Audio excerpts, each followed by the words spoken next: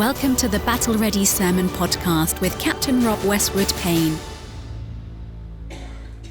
I wonder if you're one of those people who never, or perhaps hardly ever, visits the famous places that your town or whatever area you live in is famous for. Are you one of those people who never visits those sorts of places? Now, some of this has to do with the pandemic for Gail and I, but for the 5 years that we spent in Basingstoke, there were lots of places we didn't visit and explore. We just about got to Highclere, where they filmed Downton Abbey, about 4 or 5 months before we left. There is a museum in Basingstoke called Milestones Museum, which I think is one of these living museums. We never got anywhere near that. And we didn't get anywhere near the Blue Sapphire Gin Distillery either. I know, it's terrible. Although we did get to sample their wares. Because during the pandemic, they switched from making gin to making hand sanitizer. So we didn't drink it, but we did clean our hands with it. Maybe there was a reason why we didn't make it to Blue Sapphire. But even when I was in Norwich, I grew up in Norwich, spent 18 years in Norwich. I can never remember going to Norwich Cathedral to visit Norwich Cathedral. I can remember going for school concerts and Christmas carol services and that sort of thing, but I never went to visit like tourists go to visit to look round it. And we lived, 40 minutes from the coast, and I can remember going out as a young child to go and play on the beach, but we never explored the coast. When places and things are familiar to us, sometimes we don't even notice them, let alone visit them. And it takes a change of perspective. Now when I go back to Norwich, I love going to those places and visiting them. I love exploring the coast and finding new places that we've not seen before. It takes that change of perspective. At this point in the gospel story, in Matthew chapter 17, the disciples have been with Jesus for 3 years. He's been their rabbi. He's been their teacher. They've observed him as he's gone around teaching people and as he's taught them. They've seen the miracles that he has done, the miracles that he has performed around the region. He's seen as he begins to come into conflict with the religious authorities and the political leaders. They've become familiar with him. Now, as it happens, just before this moment on the mountainside, or a few days before this moment on the mountainside, there had been a bit of a breakthrough. Jesus had got to the stage where he said to his disciples, "Now who do you say I am? You've been with me for 3 years. You've heard my teaching. You've seen what I've done. Who do you say I am?" And Peter explains in Matthew chapter 16, verses 15 to 16, "You are the Messiah, the Son of the living God." Finally, after 3 years, Peter gets it. Jesus, you are the Messiah, the Son of the living God. Except, does he get it? A few days later, that declaration is tested. Jesus starts to talk to his disciples about the fact that he's got to go to Jerusalem, where he's going to come into conflict with the religious authorities and the political leaders. And eventually he's going to be put to death on a cross, though he would be raised to life 3 days later. And Peter says, "No, Lord, you're the Messiah, the Son of the living God. That's not supposed to happen to the Messiah. I won't let that happen." And Jesus has to say to Peter, "Get behind me, Satan. You don't get it yet. Perhaps I'm too familiar because you've spent 3 years with me. There's still more to come. There's still more that I need to teach you." And so, as we heard from the Bible reading earlier, Jesus takes Peter, James and John up on this mountainside. They needed a change of perspective to be able to see who Jesus really is. And there's no greater change of perspective than going up on a mountainside. Everything looks different. And Matthew tells us that what happened up on that mountainside in verse 2. As the men watched, Jesus' appearance was transformed. so that his face shone like the sun, and his clothes became white as light. Now, we don't really understand what happened in this moment. It's beyond our human understanding. But what we do know from Matthew's account is that Jesus changed. He was transfigured. The Greek word that is used here is metamorpho. Now, if you've been coming along to Growth Group Online, you'll recognise that word, wouldn't you, Eileen? Metamorpho. And even if you haven't been coming to Growth Online, you might recognise that it's where we get our English word metamorphosis from. So the kind of change that we're talking about is when a tadpole changes into a frog, or a caterpillar changes into butterfly. There was some kind of change of form. Jesus was transfigured. He was metamorphosized. He was transformed. And Matthew tells us two things about this transformation. The first thing he tells us is that Jesus' face shone like the sun. Now, why would he include that detail? Well, I think that what he was pointing back to is that when Moses went up on Mount Sinai in the Old Testament, in Exodus, and met with God, when he came down off the mountainside, his face shone like the sun. This is pointing Jesus' disciples to the fact that Jesus has authority in the same way that the law through Moses and the wisdom through the prophets has authority. Jesus has authority. In fact, he has greater authority than the law and the prophets put together. His face shone like the sun. Matthew also tells us that his clothes were as white as light. Now, again, why include that detail? There is plenty of evidence in Jewish literature, plenty of stories of divine beings roaming the earth whose clothes were as white as light. This is Jesus pointing to his divinity, that he really is who Peter thought he was, that he is the Messiah, the Son of the living God. And this was what was shown to the disciples in this transfiguration, in this metamorphosis, in this transformation. Douglas O'Donnell sums it up this way. The Shekinah glory that led Israel in the wilderness came upon Moses at Sinai and filled the tabernacle and temple is here, right in front of the disciples' eyes. And what was the disciples' response to this amazing mountaintop experience, to this amazing moment? They wanted to do something. Isn't that just so typical? When we have a mountaintop experience, we want to do something. And so Peter, God bless him, Peter, in verse 4 exclaims, "Lord, it's wonderful for us to be here." If only you'd stop talking then. Lord, it's wonderful for us to be here. But he goes on, bless him.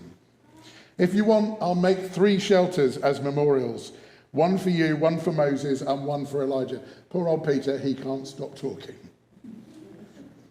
And he wants to do something. I want to do something. And unfortunately, what he decides to do proves that after all of this, he still doesn't get it. He still doesn't get it. Even though Jesus has been transformed in front of him, he still doesn't get it. How does he still not get it? Well, at least in 2 ways. The first is that what Peter wants to do is to build these memorials because he wants to make this mountaintop experience permanent. He wants to make this permanent, and mountaintop experiences are not permanent. And what Peter is trying to do is to circumvent everything that Jesus has been teaching in the last 6 days. Peter is trying to get around the fact that Jesus is saying, the next part of my journey, what's to come next from God, is that I must go to Jerusalem. And I must face up to the Jewish and the Roman authorities, and I'm going to be put to death. But then I'm going to be raised to life. And Peter's going, no, we can get around all of that. You've been transfigured. You are who you say you are. Let's make this permanent. The second way in which Peter gets it wrong is he wants to build 3 memorials. One for Moses, one for Elijah, and one for Jesus. Still, in his mind, Jesus is equal to Moses and Elijah. He doesn't get the divinity yet. He doesn't get that Jesus really is the Son of God. He really is God the Son. And he thinks he's equal to Moses and Elijah.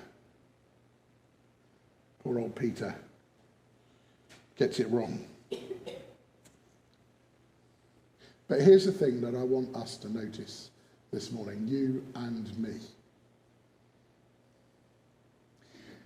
If Peter had kept on talking, if Peter had kept on babbling about how wonderful this experience is and let's build 3 memorials, and if he'd got on and he'd started building, if he'd got busy and got on with the activity that he thought he should be doing, what would he have missed?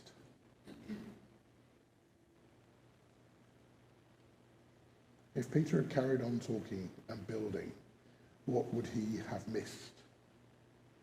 Well, verse 5 tells us that a voice from a cloud said, "This is my dearly loved Son, who brings me great joy. Listen to him." Now, just in your mind's eye for a moment, how do you imagine that playing out? How do you imagine that moment playing out? I have to admit that in Battle Drill Daily Devotionals, if you're following along with those, one of the days this week, I imagine this moment being like a voice of thunder. And God, frustrated with Peter, who wants to carry on babbling and building, saying, "Peter, shut up and listen. You still haven't got it. Shut up and listen." But we don't know that. That's not what the text says. And it could just as easily be that God spoke to them in that still small voice that he used with Elijah, that Elijah heard outside that cave. "This is my dearly beloved Son, who brings me great joy. Listen to him." And if Peter had carried on babbling and speaking and building, he would have missed that still small voice saying, "This is my dearly beloved Son, who brings me great joy. Listen. Listen to him." There is a time for busyness. There is a time for activity. But there is also a time for stillness. There is a time for just simply sitting in wonder. This moment, this mountaintop experience, was an opportunity for the disciples to simply sit in awe of what was happening in front of them. To sit in reverence of Jesus, who has all authority over heaven and earth, and who is the Son of the living God.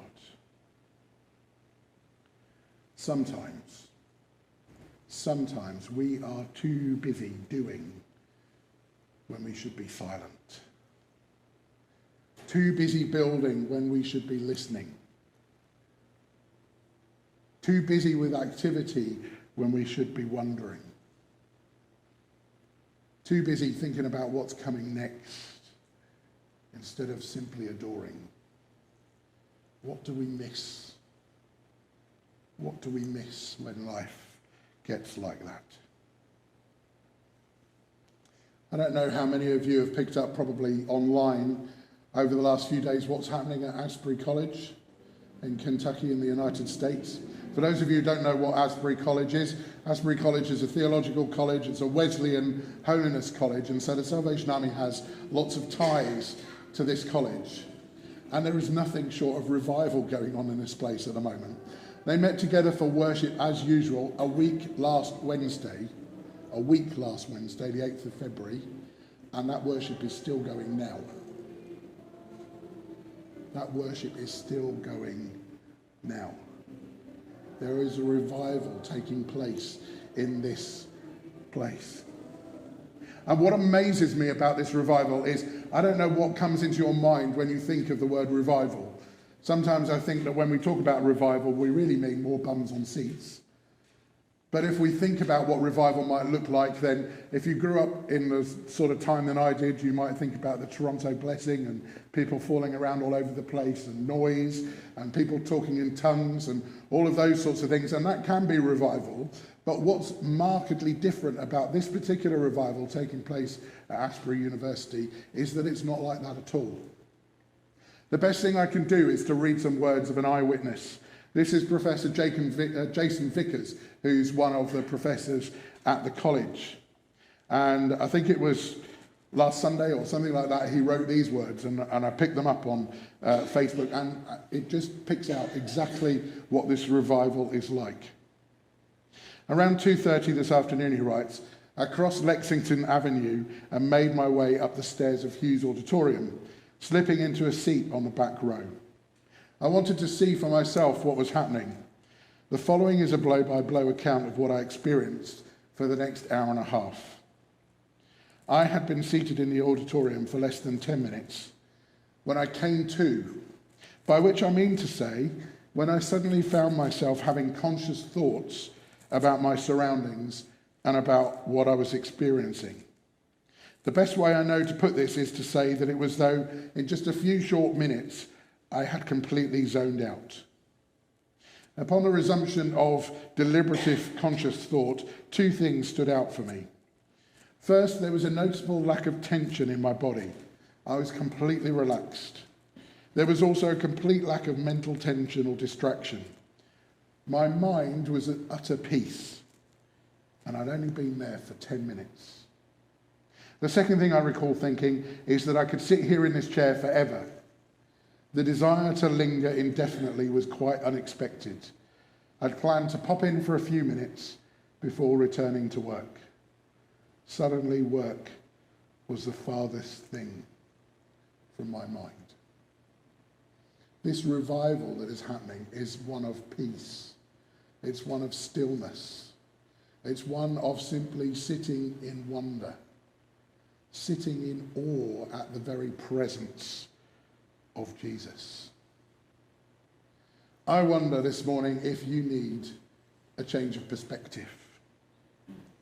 I wonder if you need a mountaintop experience like Peter, James, and John experienced. I wonder if you want a revival. Anybody want a revival? 3 of you, great. Then the question is, if you keep doing what you do, what are you going to miss? You see, we can't dictate when God will move. We can't dictate when revival will come. You can't manufacture revival. Those who want to disparage what's happening at Asbury College are saying that it's all made up and that it's being manufactured in some way, but you cannot manufacture revival. God will move when he wants to move. All we can do is to position ourselves to be ready for that mountaintop experience. We can carry on babbling, we can carry on speaking, we can carry on building, we can carry on doing all these activities, we can carry on doing, but if we do that, then we might just miss that mountaintop experience. As you may well be aware, particularly as we mentioned Growth Group Online coming up on Wednesday, Lent, the period of Lent starts on Wednesday, a period of 6 weeks to enable us to prepare ourselves for Easter and all that that holds. Now, in the Salvation Army, we've not been particularly big on Lent. I think it's because we misunderstand that Lent is about giving up stuff. Yeah, that's the question that we usually ask ourselves. Actually, most Christians usually ask themselves about Lent. What are you going to give up for Lent? Now, the problem for Salvationists is that we usually go through self-denial in February and we give up stuff for self-denial. So do we really want to give up stuff for Lent as well? Possibly not. And so we kind of ignore Lent. But Lent is about so much more than giving up stuff. It's about preparing ourselves for Easter. It's about positioning ourselves to hear that still small voice of God, to spend time in stillness, to spend time in contemplation, in wonder, in awe.